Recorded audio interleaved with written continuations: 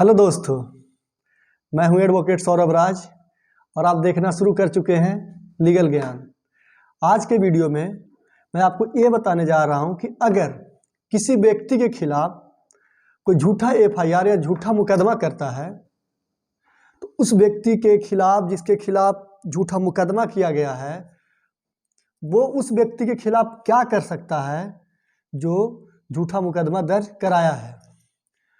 आपको हम इस पूरे वीडियो को आम भाषा में समझाने का कोशिश करेंगे, क्योंकि जो लॉ फील्ड से रिलेटेड जो लोग होंगे या फिर जो एडवोकेट हैं या लॉयर लॉ स्टूडेंट्स हैं वो तो इस बात को समझ ही जाएंगे, लेकिन मेरी ये मंशा है कि जो भी मैं वीडियो बनाता हूँ वो आम से आम लोगों को भी समझ में आ जाए।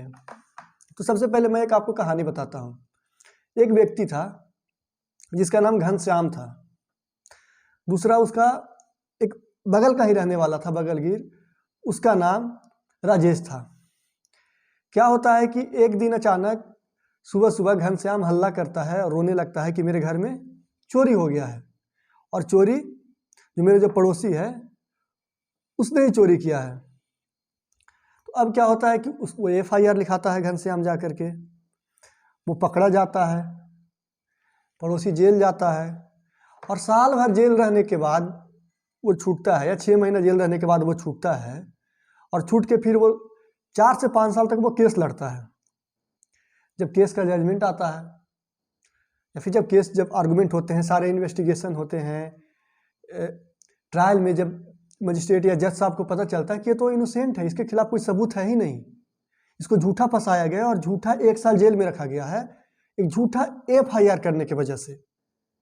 तो आप बताइए कि अब वो व्यक्ति जो उसका पड़ोसी था घनश्याम का, अब वो क्या करे।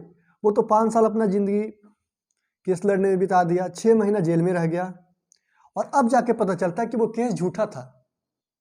अब सोचिए, अब उस व्यक्ति के पास क्या अधिकार बचता है, उसके खिलाफ वो क्या कर सकता है। क्योंकि जब भी हम कोर्ट में जाते हैं तो ये ऐसा न्यूज आता ही रहता है कि इनका क्लाइंट था, ये व्यक्ति था जिसको 4-5 साल तक मुकदमे में फंसाए रखा है और उसको 6 महीना जेल में भी रहा, पर अब जाके और जजमेंट में आया है। मतलब जजमेंट का मतलब होता है कि जज साहब कहा है कि ये निर्दोष था, इसको जानबूझ के फंसाया गया था। पर लोग कम अवेयर होते हैं, लोग को जानकारी के अभाव में उसके खिलाफ लीगल एक्शन नहीं लेते हैं।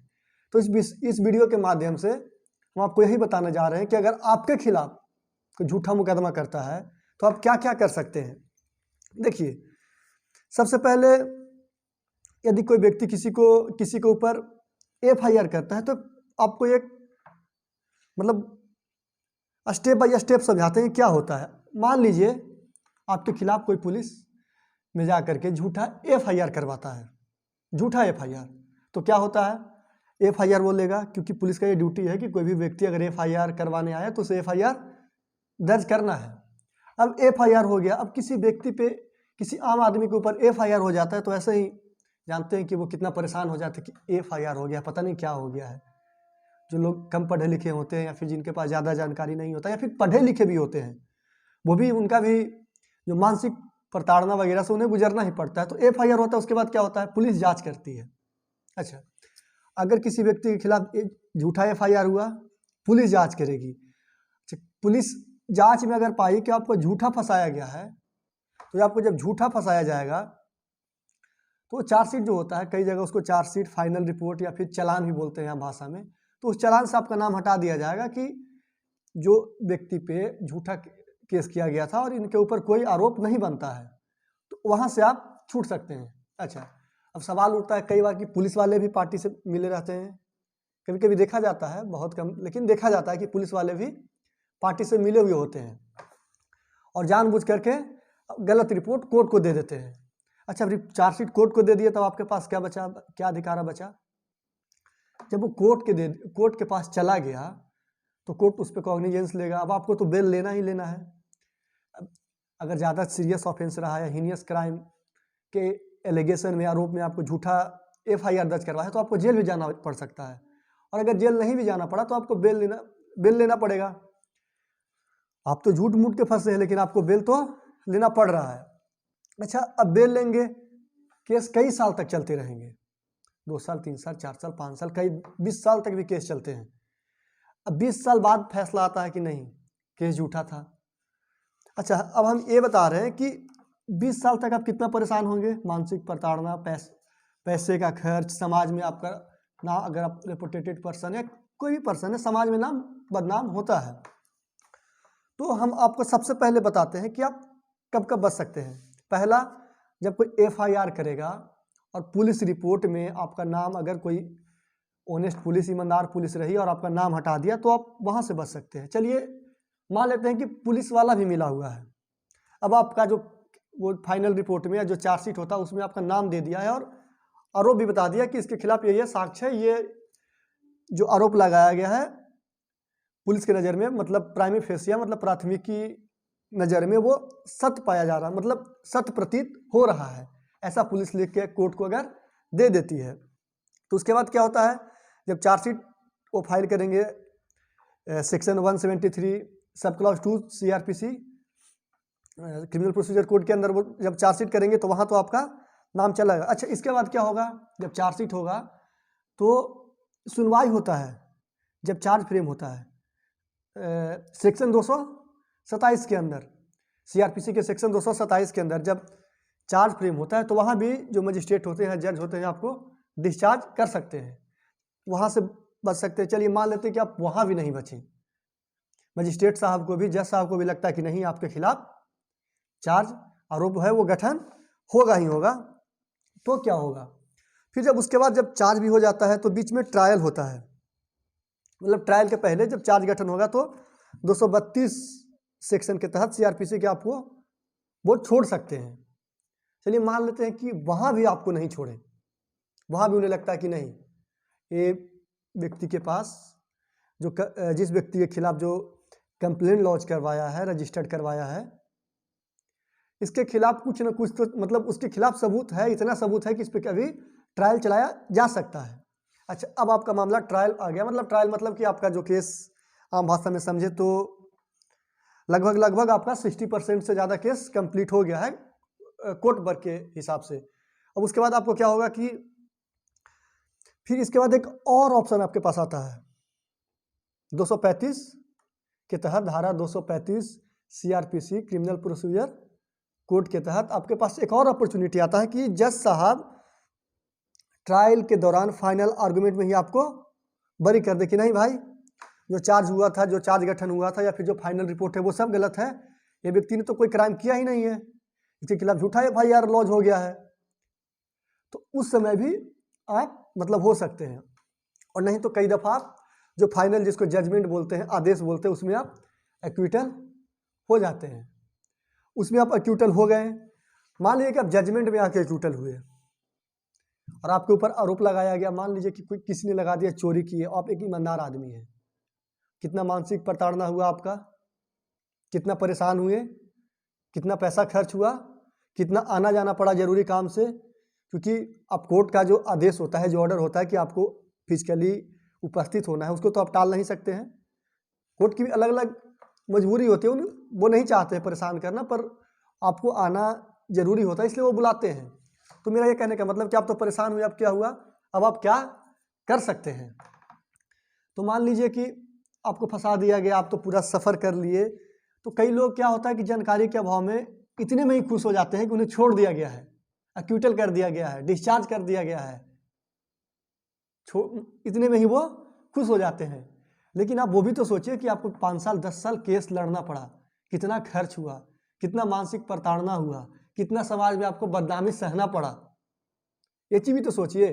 तो कई लोग, जैसे कि कई सारे लॉयर्स वगैरह होते हैं, कई बार क्लाइंट नहीं चाहते हैं और कई बार लॉयर नहीं जानते हैं कि इसके बाद क्या प्रोसीजर करना है। कई बार क्लाइंट भी नहीं चाहते हैं कि हम इस चीज़ को आगे बढ़ाएं, लेकिन अगर आप आगे नहीं बढ़ाइएगा तो आपके खिलाफ फिर कोई नया झूठा केस दर्ज कर देगा। तो इससे बचने के लिए आपके पास रिमेडी अवेलेबल है।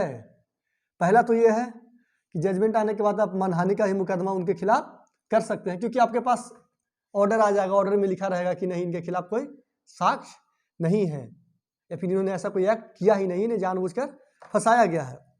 उसके बाद एक और प्रोसीजर है जो कई लोग जानते हैं पर उन्हें इग्नोर करते हैं।